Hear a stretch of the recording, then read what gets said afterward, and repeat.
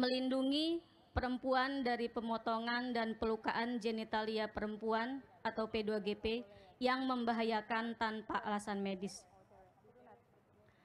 Kalau saja aku tahu dari dulu bahwa melakukan pemotongan dan pelukaan genitalia perempuan yang membahayakan tanpa alasan medis adalah haram, amarah dan rasa sesal tidak mungkin bercokol kuat hingga kini.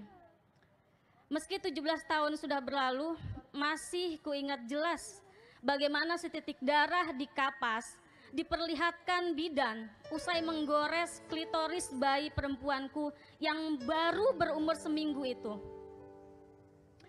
Tangisannya yang meraung-raung membuat hatiku sakit.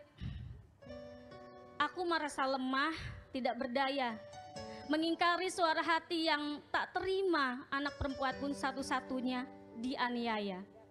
Ia dianiaya oleh dalil-dalil agama serta kuatnya tradisi budaya. Aku bisa merasakan bagaimana sakitnya hati orang tua dan dari bayi perempuan di Banten yang meregang nyawa akibat kehabisan darah setelah dihitan. Pastinya sayatan silet seperti yang menggores klitoris bayi perempuanku itu ditekan lebih dalam sehingga lukanya lebih menganga lebar. Kalau saja aku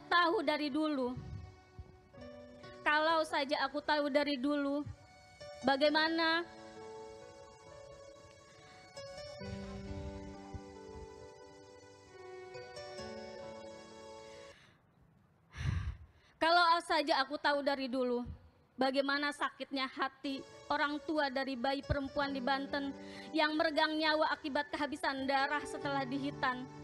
Pastinya sakit sayatan silet seperti yang menggores klitoris bayi perempuanku itu ditekan lebih dalam sehingga lukanya lebih menganga lebar. Kalau saja aku tahu dari dulu.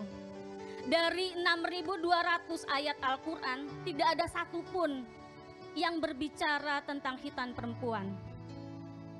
Dari ribuan hadis yang selama ini dijustifikasi praktek khitan perempuan, tak ada satupun yang berderajat sahih yang harus dipertahankan mati-matian.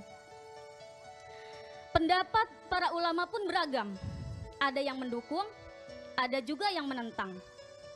Ini menandakan bahwa praktik khitan ini penuh perdebatan. Bahkan dari keempat putri Rasulullah SAW tak ada satupun yang dihitan. Lantas apa yang harus aku pertahankan? Dulu menurutku menjalankan khitan perempuan adalah menjalankan perintah agama, bagian dari menjalankan syiar agama. Menjalaninya merupakan bagian dari fitrah. Padahal hadis yang sama menyebut tentang potong kuku, mencukur bulu organ kelamin, bulu ketiak, dan kumis juga bagian dari fitrah dengan hadis yang sama pula. Menjalani khitan perempuan dulu bagiku sama juga mendapat kemuliaan sebagaimana hadis menyebutkan. Aku tidak tahu, ternyata banyak lembaga fatwa lain yang sudah melarang praktik khitan perempuan.